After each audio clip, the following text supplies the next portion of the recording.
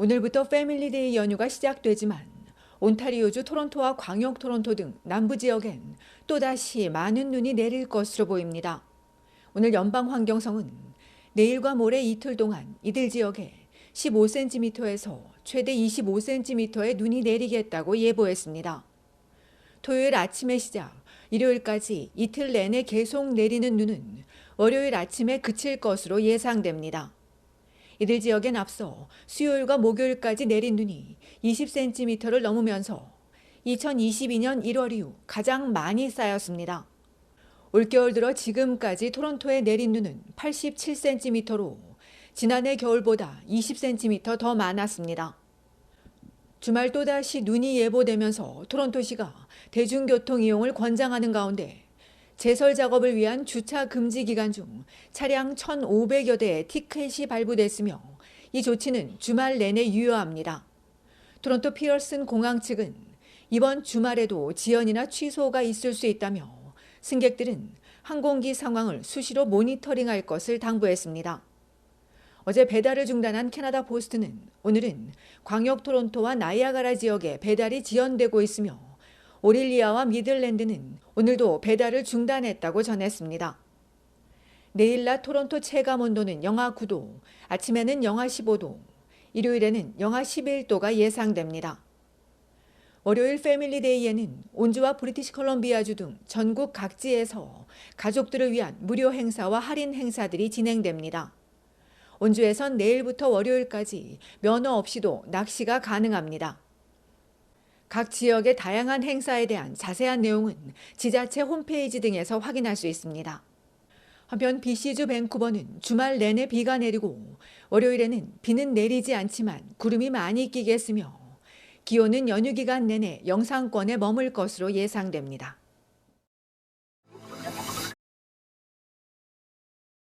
현대자동차가 캐나다 올해의 차 유틸리티 부문과 전기 유틸리티 부문에서 최고의 자리에 올랐습니다. 2025 캐나다 올해의 차는 전국 자동차 기자협회가 수여하는 상으로 자동차 전문가와 기자 47명이 심사합니다. 어제 온타리오주 토론토에서 열린 캐나다 국제 오토쇼에서 올해의 자동차 상이 발표됐는데 4개 부문 중 2개 부문의 상을 현대차가 차지했습니다. 올해의 유틸리티 차에는 산타페가 선정됐습니다. 산타페는 새로워진 실내 인체공학적 디자인과 인포테인먼트 시스템, 정교함에서 높은 점수를 받았습니다. 앞서 투싼과 아이오닉5가 각각 2022년과 2023년 최고 자리에 오르면서 4년 동안 이 부문에서만 한국차가 3차례 이름을 올렸습니다. 전기차 유틸리티 부문에선 고성능 전용 아이오닉5N이 선정됐습니다. 641마력의 스포티하며 가상 변속 시스템 엔시프트 등으로 더욱더 다양한 주행 경험을 선사한다는 평가를 받았습니다. 이 밖에 혼다 시빅이 올해의 차로 선정됐으며 BMW i4는 올해의 전기차를 차지했습니다.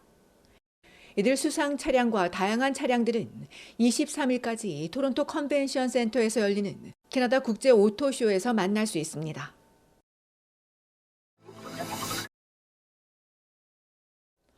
온타리오와 브리티시 컬럼비아주 경찰 당국이 $100 위조 지폐 주의보를 발령했습니다.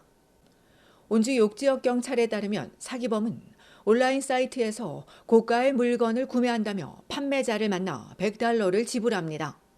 그러나 이후 확인해보면 이들 모두 위조 지폐입니다. 경찰에 따르면 이와 유사한 수법으로 인한 피해자만 지난해 10월 이후 14명에 달했습니다. 이 위패에는 특정한 일련 번호가 동일하게 인쇄되고 또 투명한 부분에는 프롬 머니란 문구가 있었습니다. 브리티시 컬럼비아주 미션에선 $100 위패를 사용한 18살 2명이 경찰에 체포됐습니다. 지난달 18일 로이드 하이웨이에 있는 쇼핑몰 제과점에서 또 식품점에서 10대 2명이 $100를 사용했는데 이후 위패로 확인됐습니다. 이에 CCTV를 추적 용의자를 특정한 경찰이 주거지를 수색한 끝에 한 곳에서 불법 마약과 총기, 현금 $10,000를 발견하고 이들을 검거할 수 있었습니다. 경찰은 위패 촉감이 진폐와 느낌이 같았지만 투명한 부분에 프롬 머니 문구가 있었고 돌출 톡감도 느껴지지 않았다고 설명했습니다. 이처럼 $100 위패가 시중에 유통되자 현지 경찰 당국은 사업체는 물론 개인도 고액 지폐를 받을 때는 진폐인지 확인해야 한다고 당부했습니다. 이를 위해 경찰은 $100 등 고액 지폐를 여러 장 받으면 각기 다른 고유의 일련 번호를 확인하고 투명한 부분에 있는 초상화가 지폐 초상화와 동일한지 볼 것을 강조했습니다. 또 투명한 초상화가 각도에 따라 색상이 변하는지 단풍잎에 숫자가 들어있는지도 확인할 수 있다고 덧붙였습니다.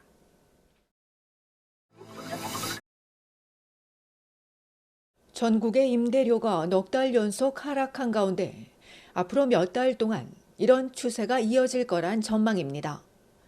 최근 얼바네이션과 렌탈다CA는 새해 첫 달 전국의 평균 임대료가 1년 전보다 4.4% 떨어진 $2,100에 그쳤다고 발표했습니다. 경제 하방 위험이 증가하고 신규 인구 유입도 감소하는 데 반해 아파트 완공은 급증했기 때문입니다. 덕분에 임대료 하락세가 당분간 이어질 거란 전망인데 그럼에도 평균 임대료는 여전히 높은 수준입니다. 2년 전보다 5%, 3년 전에 비해선 무려 16% 껑충 뛰었습니다. 지난달 콘도 임대료는 1년 전보다 7% 떨어진 $2,200여 달러, 주택과 타운하우스도 $2,000여 달러에 그쳐 9% 하락했고 임대 전용 시설은 2% 떨어졌습니다. 온타리오주의 임대료 하락폭이 가장 큰 가운데 콘도와 아파트 시장을 보면 브리티시 컬럼비아주 밴쿠버의 평균 월세는 5% 떨어진 $2,900여 달러입니다. 온주 토론토는 $2,600여 달러로 8% 하락하면서 30개월 만에 최저치로 내려갔으며 엘버타주 캘거리도 $1,900여 달러로 6% 떨어졌습니다. 이 밖에 놀수역 임대료는 평균 $2,500여 달러로 5% 하락했고 리치몬드 일은 12% 급락했으며 버나비도 9% 낮아졌습니다. 룸메이트와 함께 거주하는 임대료도 일부 지역은 하락했습니다. 밴쿠버와 오타와, 에드먼튼은 올랐으나 반대로 토론토와 캘거리는 각각 10%와 8%씩 낮아졌습니다.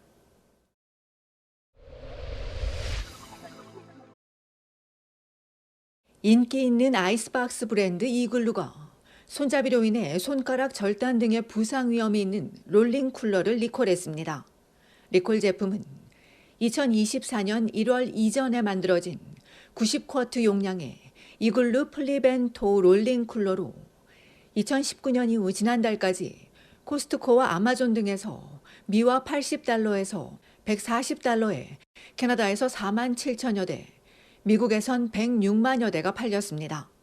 사측은 이번 조치와 관련해 캐나다에서 부상 신고는 없었지만 미국에선 손잡이가 사용자 손가락 끝을 제품에 끼게 절단되거나 골절, 열상을 입는 등의 부상 신고 12건이 접수됐다며 쿨러를 가진 소비자는 사용을 중단하고 자사에 연락할 것을 당부했습니다.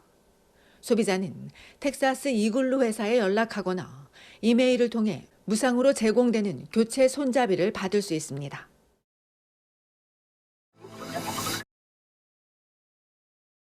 지난해 선거에서 모든 가정의 식료품 지원을 위해 $1,000 환급을 약속했던 브리티시 컬럼비아주 정부가 $20억 달러 지원 공약을 전면 백지화하기로 했습니다. 정부는 캐나다산에 대한 미국의 25% 관세 부과와 에너지 제품 10% 관세로 인해 향후 4년 동안 $690억 달러의 경제 손실과 수만 개의 일자리가 사라질 위기에 처했다며 경제 악화를 대비하기 위해 지원을 취소하기로 했다고 밝혔습니다. 또 공공부문 채용을 중단하고 기타 경비와 각 부처의 불필요한 지출을 대폭 줄이는 대신에 의료와 교육, 사회 서비스, 치안 등 핵심 서비스 유지에 예산을 집중할 것이라며 이를 반영한 수정 예산안은 다음 달 4일 발표한다고 정부는 전했습니다.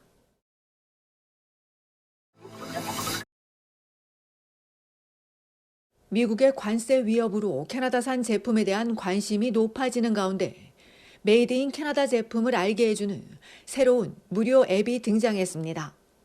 엘버타주 에드먼튼의 펀치카드 시스템즈가 개발한 체크 더 라벨 앱은 인공지능을 활용한 것으로 사용자가 스마트폰 카메라로 제품의 바코드를 스캔하면 상품의 원산지 정보가 제공됩니다. 이 데이터베이스에 없는 제품은 소비자가 수동으로 제품명을 입력하거나 원산지 정보를 직접 넣을 수 있어 소비자 참여가 증가할수록 데이터베이스도 더 풍성해질 것으로 알려졌습니다.